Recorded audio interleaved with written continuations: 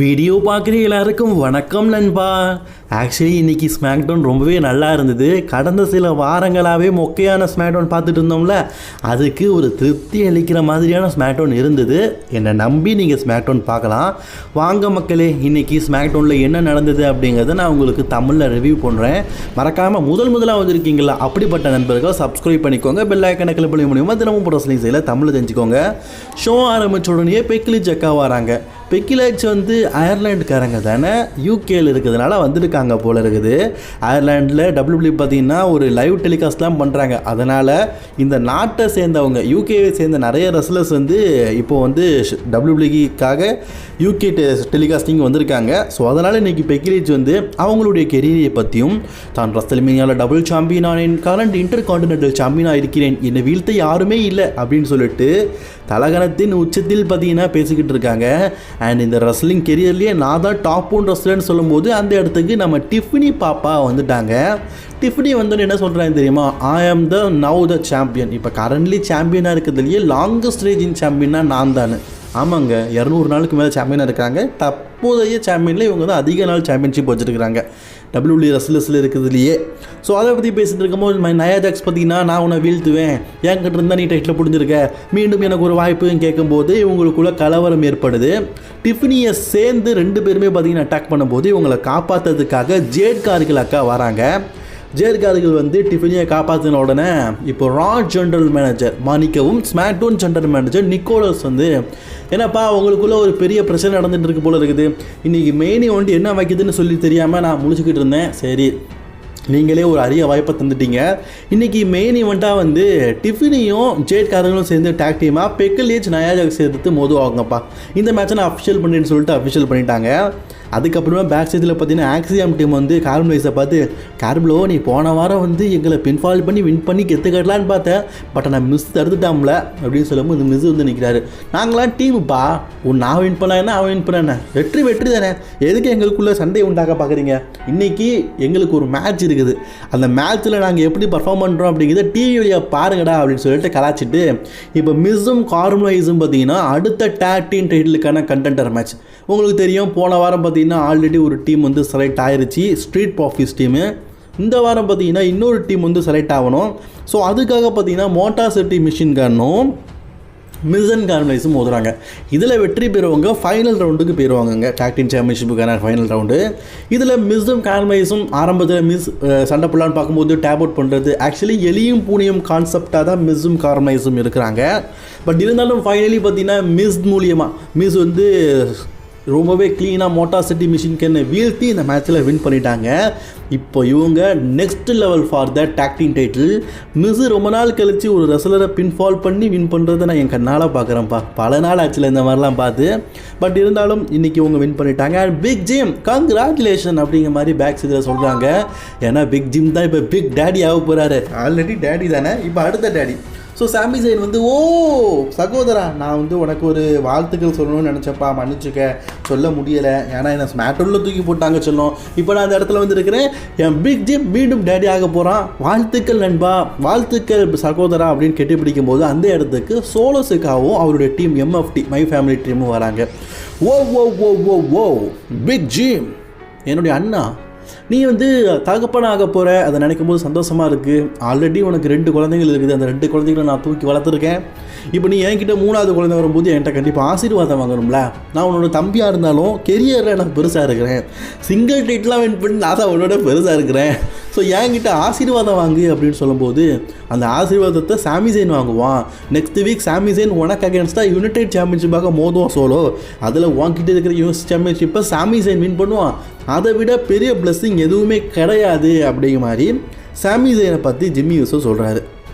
அடுத்தது பார்த்திங்கன்னா Charlotte ஃப்ளேருக்கும் piper நிவேருக்கும் ஒரு மேட்ச்சு. இதை பற்றி நான் நேற்றுக்கே சொல்லியிருந்தேன். இதில் வெற்றி பெறவங்களுக்கு ஃப்யூச்சர் உமன்ஸ் டேக் டீம் டைட்டிலுக்கான வாய்ப்பு கிடைக்கும் அப்படிங்கிறது. So Charlotte Flair champion, Piper Niven. இதுக்கு முன்னாடி ஷார்லட் ஃப்ளர் அலெக்ஸாவை இந்த டீம் வந்து வின் பண்ணது கிடையாது. சரி, இந்த ஒரு பெரிய எதிர்பார்ப்பில் தான் பார்த்தோம். இந்த மேட்ச்சில் ஒரு ஷாக்கிங்கான விஷயம் என்ன தெரியுமாங்க, இன்றைக்கி அலெக்ஸா வர்றதுனால பைப்பர் நிவன் வந்து ரொம்பவே க்ளீனாக ஷார்லட் ஃப்ளரை வீழ்த்தி வின் பண்ணிட்டாங்க. கரண்ட் உமன் டாக் டீம் சாம்பியனை வீழ்த்துனதுனால டாக் டீம் டைட்டிலுக்கான ஆப்பர்ச்சுனிட்டி இப்போ சீக்ரெட் ஹாவஸ் டீமுக்கு கிடச்சிருக்கு.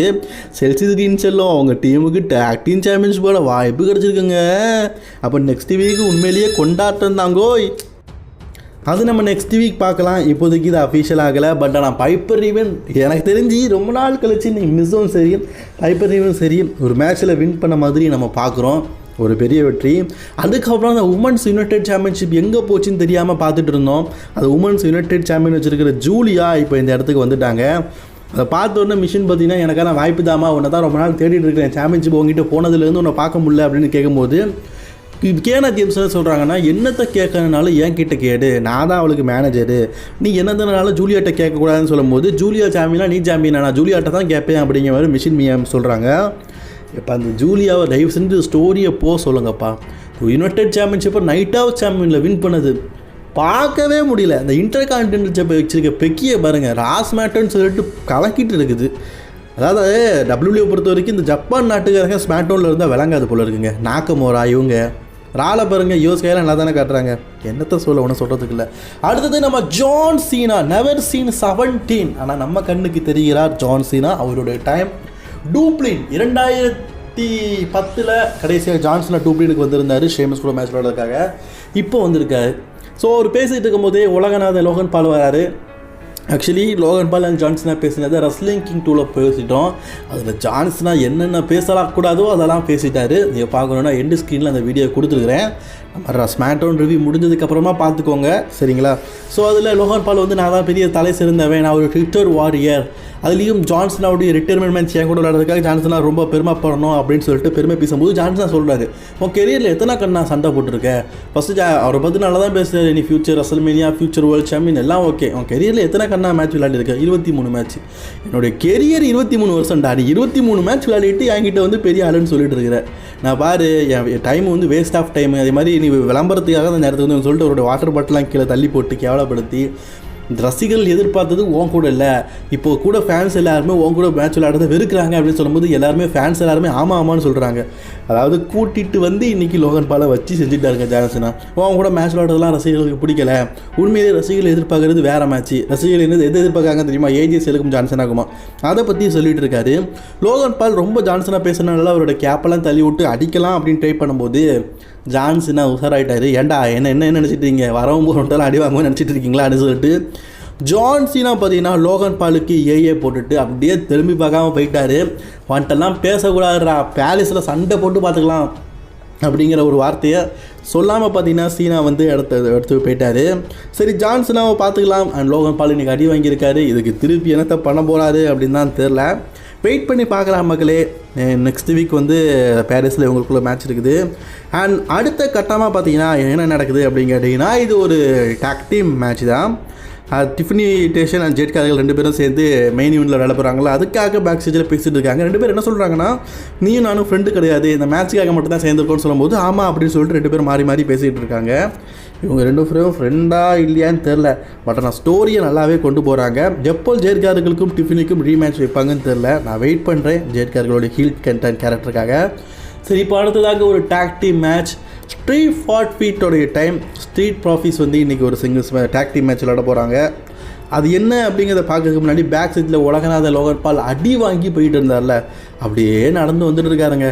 அப்போ அந்த இடத்துல பார்த்தீங்கன்னா ட்ரூமா கிட்ட நிப்பாட்டி, என்னப்பா ஜான்சனை அவனை சாதாரண நினச்சியா, அவனுடைய கெரியர் 30 வருஷம், நீ அவனை சாதாரணமாக நினச்சிட்டேன், உண்மையிலேயே ஜான்சனா இவ்வளோ பெரிய ஆளுன்னு உனக்கு தெரியாது, ஸோ நீ இப்போ கொஞ்சம் உஷாராக இருக்கணும், அண்ட் உனக்கு என்ன பண்ணணும்னு தெரியும், உன் ஆள் மனசுக்குள்ளே என்ன பண்ணணும்னு தெரியும், அதை ஜான்சனாக்கு வெளிப்படுத்தி காட்டு, அப்போ தான் அவன் சீனா திருந்துவோம் அப்படிங்கிற மாதிரி ஒரு வார்னிங் கொடுக்குறாரு.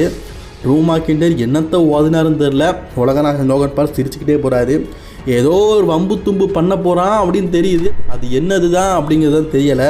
சரி, அதுக்கப்புறமா எம்எஃப்டி டீம். இப்போ எம்எஃப்டி டீமுக்கு அகேன்ஸ்டாக பார்த்தீங்கன்னா ஸ்ட்ரீட் ப்ராஃபிஸ் வந்து மோத போகிறாங்க. இது next goal for the talk team title.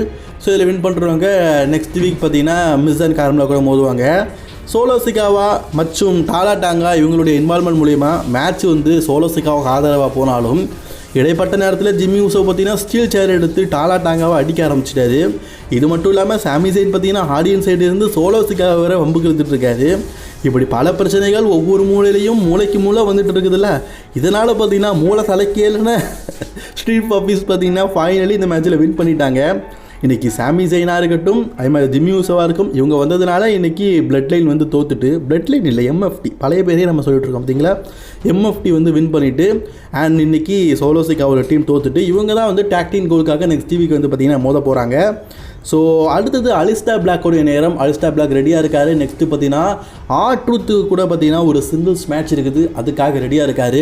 பழைய பகையை தீர்க்கிறதுக்காக ரெடியாக இருக்கார். இப்போ ட்ரூத் வந்து வீடியோ கால் மூலியமாக சொல்கிறாரு, எப்போ நான் டூப்ளினுக்கு பதிலாக துபாய்க்கு ஃப்ளைட் ஏறி போயிட்டேன்ப்பா, தப்பாக ஏறி போயிட்டேன், இப்போ நான் வசமாக மாட்டிக்கிட்டேன். ஸோ அலிஸ்டா பிளாக்கு மன்னிச்சுக்கோடா, என்னால் இன்றைக்கி வந்து சண்டை போட முடியாது, சலதோஷம் தான் ரொம்ப பிடிச்சிருக்குது. உனக்கு வேறு ஒருத்தரை வந்து ஸ்மாக்டவுன் ஜென்ரல் மேனேஜர் வந்து ஆப்பனண்ட்டாக ரெடி பண்ணியிருக்காரு, அவரும் கூட விளையாடுவார் அப்படிங்கிற மாதிரி சொல்லிட்டாரு. அது யாரா அப்படின்னு பார்க்கும்போது நம்ம டேமியன். இதை தான் நம்ம நேற்றுக்கு சொன்னோம், டேமியன் வந்து சர்ப்ரைஸ் ரிட்டனாக இன்றைக்கி வரதுக்கு வாய்ப்பு இருக்குன்னு. எஸ், டேமியன் ப்ளீஸ் சர்ப்ரைஸ் ரிட்டனாக இன்றைக்கி வந்துட்டார். வந்து மேட்ச் தான் ஆரம்பிக்க போகிறாங்கன்னு பார்த்தா ரெண்டு பேருமே மாறி மாறி அடிச்சுக்கிறாங்க. கமெண்ட்ரி டேபிளில் போட்டு தானே டேமியன் பீஸை படுக்கையில் போகிற மாதிரி பாட்டார். அதே இதை பார்த்திங்கன்னா திருப்பி பண்ணுறாரு. இவங்க ரெண்டு பேரும் மாறி மாறி சண்டை போட்டதுனால ரெஃப்ரீஸ்லாம் வந்து தடுத்து நிறுத்திட்டாங்க. இவங்களுக்குள்ளே இன்றைக்கி மேட்ச் நடக்கலை. மேபி இன்னும் ஒரு நாள் பார்த்தீங்கன்னா ஒரு நல்ல நாள் பார்த்து என்ன மேட்ச் இருக்குது அப்படின்னு சொல்லுவாங்க போல இருக்குது. இப்போ ரெண்டு பேரும் மாறி மாறி சண்டை போட்டதுனால ரெஃப்ரீஸ் எல்லாருமே தடுத்து நிறுத்திட்டாங்க.